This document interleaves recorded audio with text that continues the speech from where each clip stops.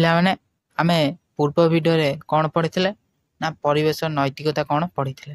Okay, ତ ଆଜି ଆମେ ପଢ଼ିବା ପରିବେଶ ସଂରକ୍ଷଣର ପଦ୍ଧତି ଗୁଡ଼ିକ। ଓକେ, ତ ଚାଲନ୍ତୁ ଦେଖିବା କ'ଣ ଅଛି। ବର୍ତ୍ତମାନ ଯେହେତୁ ଆପଣ ପରିବେଶ ସଂରକ୍ଷଣର ଅର୍ଥ ଏବଂ ମହତ୍ଵ ସହିତ ପରିଚିତ, ଆସନ୍ତୁ ଜାଣିବା ମୂଳ ପଦ୍ଧତି ଯାହା ମାଧ୍ୟମରେ ଏହା ପ୍ରଭାବଶାଳୀ ହୋଇପାରିବ। ତ ଚାଲନ୍ତୁ ଦେଖିବା କ'ଣ ଦେଇଛି। ପ୍ରଥମ ଦେଲା କ'ଣ ନା ଜଙ୍ଗଲ ସଂରକ୍ଷଣ। କେମିତି କ'ଣ ଜଙ୍ଗଲ ସଂରକ୍ଷଣ ହେଉଛି ଆମେ ଦେଖିବା। ଓକେ, ଆମେ ଜାଣୁ ଯେ ଉଦ୍ଭିଦ ଏବଂ ଗଛ ହେଉଛି ବାୟୁ। ଉଦ୍ଭିଦ ଏବଂ ଗଛ ହେଉଛି ବାୟୁ, ଖାଦ୍ୟ ତଥା ଅନ୍ୟାନ୍ୟ ଦୈନନ୍ଦିନ ଉତ୍ପାଦର ଅତ୍ୟାବଶ୍ୟକ ଉତ୍ସ।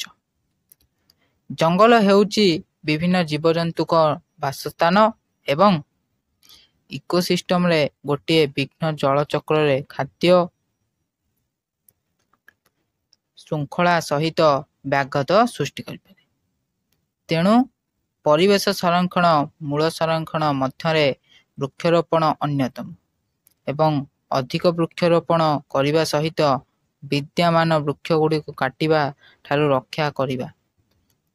ତ କ'ଣ ପରିବେଶ ହେଉଛି ଆମର ସମସ୍ତଙ୍କର ପାଇଁ ରହିବା ଉଚିତ। ଆମର କ'ଣ ପ୍ରଥମ କଥା ହେଉଛି ଏଠି ବୃକ୍ଷରୋପଣ ଜାଗାରେ ବୃକ୍ଷ ମାନେ କଟା ଯାଉଛି କି ନାହିଁ। ବୃକ୍ଷରୋପଣ ଜାଗାରେ ବୃକ୍ଷ ଗୁଡ଼ିକୁ କଟା ଯାଉଛି, ତାକୁ ସେଥିପାଇଁ ଆମକୁ ରଖିବାକୁ ମାନେ ରୋକିବାକୁ ପଡ଼ିବ। ସମସ୍ତଙ୍କୁ ଜନମାନଙ୍କୁ ସଚେତନ କରାଇବାକୁ ପଡ଼ିବ।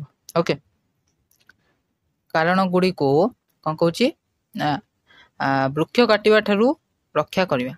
କାରଣ ବୃକ୍ଷ ଗୁଡ଼ିକ ପରିବେଶ ସନ୍ତୁଳନ ବଜାୟ ରଖିବାରେ ଏକ ପ୍ରମୁଖ ଭୂମିକା ଗ୍ରହଣ କରିଥାଏ। ପରିବେଶକୁ କିଏ ରକ୍ଷା କରିଥାଏ ନା ବୃକ୍ଷ, ଯେ ଗଛ ହିଁ ରକ୍ଷା କରିଥାଏ କି ନାହିଁ। ତ ତାକୁ ସବୁବେଳେ ଆମକୁ ବଞ୍ଚେଇକି ରଖିବାକୁ ପଡ଼ିବ, ନାହିଁ କି କାଟିବାକୁ ପଡ଼ିବ। ବହୁତ ଏବେ କ'ଣ ହେଉଛି ନା ସବୁଆଡ଼େ ଗଛ କଟା ହେଉଛି, କେହି ଗୋଟେ ବୃକ୍ଷ ରୋପଣ କିଏ ଗୁଡ଼ା କରୁନାହାନ୍ତି କି ନାହିଁ। ଆଚ୍ଛା, ତାପରେ ନେକ୍ସଟ ଦେଖନ୍ତୁ କ'ଣ କହୁଛି ମୃତ୍ତିକା ସଂରକ୍ଷଣ। ଓକେ, କ'ଣ କହୁଛି ନା ମୃତ୍ତିକା ସଂରକ୍ଷଣ ପରିବେଶ ସଂରକ୍ଷଣ ପାଇଁ ଏକ ପ୍ରମୁଖ ପଦ୍ଧତି ଭାବରେ ମୃତ୍ତିକା ପ୍ରଦୂଷଣର କ୍ଷତିକାରକ ପ୍ରଭାବକୁ ମୁକାବିଲା କରିବା ପାଇଁ ମୃତ୍ତିକା ସଂରକ୍ଷଣର ଆବଶ୍ୟକତା ଉପୁଜୁଛି। ତାପରେ କ'ଣ କହୁଛି ନା ପୃଥିବୀରେ ମାଟି ହେଉଛି ମୁଖ୍ୟ ଉତ୍ପାଦନ। ଓକେ, ମାଟିଟା କାହିଁକି ନା ମାଟିରେ ଆମର ସବୁ ଖାଦ୍ୟ ହେଉଛି, ଆମେ ସବୁ ପ୍ରକାର ଖାଦ୍ୟ କ'ଣ ହେଉଛି ମାଟି ହିଁ କ'ଣ ମାଟିରୁ ହିଁ ସବୁ ପ୍ରକାର ଖାଦ୍ୟ ହୋଇଥାଏ କି ନାହିଁ। ତ ସେଥିପାଇଁ ମାଟି ହେଉଛି ମୁଖ୍ୟ ଉତ୍ପାଦନ, ଯାହା ମୃତ୍ତିକା କ୍ଷୟ, ଭୂମି ଅବନତି ଏବଂ ବନ୍ୟାରେ ପ୍ରମୁଖ ଭୂମିକା ଗ୍ରହଣ କରିଥାଏ। ଉଦ୍ଭିଦ ଉତ୍ପାଦନ ପାଇଁ ମୃତ୍ତିକା ଭରପୁର ପୋଷକ ତତ୍ତ୍ୱରେ ପରିପୂର୍ଣ୍ଣ। ଆଚ୍ଛା, ତାପରେ କ'ଣ କହୁଛି ସାର ଏବଂ ବିଷାକ୍ତ ରାସାୟନିକ ପଦାର୍ଥର ସର୍ବନିମ୍ନ ବ୍ୟବହାର ସୁନିଶ୍ଚିତ କରିବା ସହିତ ମାଟିରେ କ୍ଷତିକାରକ ଶିଳ୍ପ ବର୍ଜ୍ୟବସ୍ତୁକୁ ବିଲୋପ କରି ମୃତ୍ତିକା ସଂରକ୍ଷଣ କରାଯାଇପାରିବ। ତ ମୃତ୍ତିକା ସଂରକ୍ଷଣ କିପରି କରାଯାଇପାରିବ ଆପଣମାନେ ନୋଟ୍ କରି ଇଜିଲି ଲେଖିପାରିବେ। ଆଉ ଯଦି ବି ଆପଣମାନଙ୍କୁ କ୍ୱେଶ୍ଚିନ୍ ଆସେ ତାହେଲେ ଆପଣମାନେ ଲେଖିପାରିବେ। ଓକେ, ତାପରେ ନେକ୍ସଟ ଦେଖନ୍ତୁ ବର୍ଜ୍ୟବସ୍ତୁ ପରିଚାଳନା। ଓକେ, ବିଶେଷ କରି ବିକାଶଶୀଳ ଦେଶ ତଥା ଜନଗହଳିପୂର୍ଣ୍ଣ ସ୍ଥାନଗୁଡ଼ିକରେ ପ୍ରତିଦିନ ବହୁ ପରିମାଣର ବର୍ଜ୍ୟବସ୍ତୁ ରାସ୍ତାରେ ବେପରୁଆ ଭାବରେ ଫୋପାଡ଼ି ଦିଆଯାଏ। ଓକେ, ତ ଦେଖିଥିବେ ଆପଣମାନେ କ'ଣ ନା ଧରନ୍ତୁ ଆପଣମାନେ ଯାଇଛନ୍ତି କଲେଜକୁ, ତ ଆପଣମାନେ ଗୁପଚୁପ ଦହିବରା ଖାଇଲେ ସେ ଯେଉଁ ଠୁଙ୍ଗାରେ ଆପଣମାନେ ଖାଉଛନ୍ତି ତ ତାକୁ କ'ଣ କରାଯାଉଛି ନା ଫୋପାଡ଼ି ଦିଆଯାଉଛି। ବହୁତ ଜାଗାରେ ଦେଖିବ ଫୋପାଡ଼ି ଦିଆ, ସେଇଟା କ'ଣ ବହୁତ ଜଲ୍ଦି ପାଣି ମାଟିରେ ମିଶୁନାହିଁ। ତ ସେଥିପାଇଁ କ'ଣ ହୋଇଥାଏ ନା ପରିବେଶଟା ଦୂଷିତ ହୋଇଥାଏ। ଓକେ, ତାପରେ ନେକ୍ସଟ ଦେଖନ୍ତୁ କ'ଣ କହୁଛି ବର୍ଜ୍ୟବସ୍ତୁ ପୃଥକକରଣ, ଅନୁପଯୁକ୍ତ ନିଷ୍କାସନ ବିଭିନ୍ନ ଭୟଙ୍କର ରୋଗ ତଥା ମୃତ୍ତିକା ପ୍ରଦୂଷଣର କାରଣ ହୋଇପାରେ। ଏଥିପାଇଁ କ'ଣ ହୋଇପାରେ ନା ବିଭିନ୍ନ ରୋଗର ବି ମୃତ୍ତିକାର ପ୍ରଦୂଷଣ କାରଣ ହୋଇପାରେ। ଆଚ୍ଛା, ତାପରେ ଦେଖନ୍ତୁ ସର୍ବନିମ୍ନ ଅପଚୟକୁ ସୁନିଶ୍ଚିତ କରିବା ସହିତ ବର୍ଜ୍ୟବସ୍ତୁ ନିଷ୍କାସନକୁ ସୁଗମ କରିବା ପାଇଁ ଆମେ 3Rର ବିଭିନ୍ନ କୌଶଳ ଚୟନ କରିପାରିବା। ଅନ୍ୟମାନଙ୍କ ମଧ୍ୟରେ ହ୍ରାସ, ପୁନଃବ୍ୟବହାର ଏବଂ ଶୁଖିଲା ଏବଂ ଓଦା ବର୍ଜ୍ୟବସ୍ତୁ ପୃଥକତା। 4 ନମ୍ବର କ'ଣ କହୁଛି? ଜନସଚେତନତା, ଯାହାକି ଆମେ ଜନସଚେତନତା କରିପାରିବା। ଓକେ, ତ ଦେଖନ୍ତୁ କ'ଣ କହୁଛି ସେ? ସୂଚନା ପ୍ରଯୁକ୍ତି ବିଦ୍ୟାର ଅଭିବୃଦ୍ଧି ଏବଂ ଡିଜିଟାଲ ମିଡ଼ିଆର ଆଗମନ ସହିତ ପରିବେଶ ସଂରକ୍ଷଣ ସହ ଜନସଚେତନତା ଆଶାବାଦୀ ଫଳାଫଳ ଦେଇପାରେ।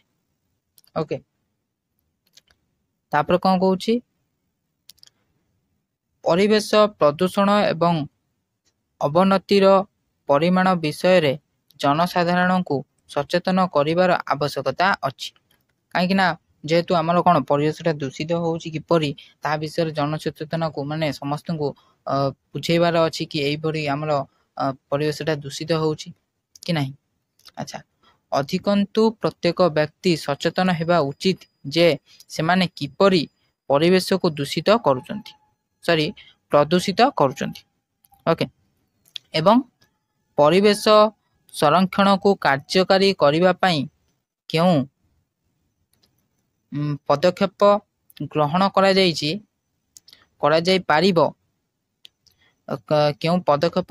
କରାଯାଇପାରିବ।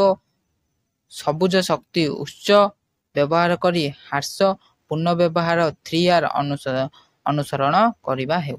ଓକେ, ତ କେମିତି କ'ଣ ୟାକୁ ରୋକାଯାଇପାରିବ ତାହା ବିଷୟରେ ସମସ୍ତଙ୍କୁ ବୁଝେଇବାର ଅଛି।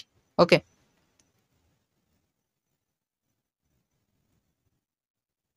ତାପରେ ନେକ୍ସଟ କ'ଣ କହୁଛି? ପ୍ରଦୂଷଣ ନିୟନ୍ତ୍ରଣ। ଯେହେତୁ ତାପମାତ୍ରା ବୃଦ୍ଧି ହେଉଛି, ବାୟୁମଣ୍ଡଳକୁ ପ୍ରଦୂଷିତ କରୁଥିବା ବିଷାକ୍ତ ଯୌଗିକ ଉପରେ ନଜର ରଖିବାର ଆବଶ୍ୟକତା ଅଛି। ବର୍ଜ୍ୟବସ୍ତୁକୁ ଦୂର କରିବା, ବିଦ୍ୟୁତ୍ ସଞ୍ଚୟ କରିବା, ସାର, କୀଟନାଶକ ଔଷଧ ଏବଂ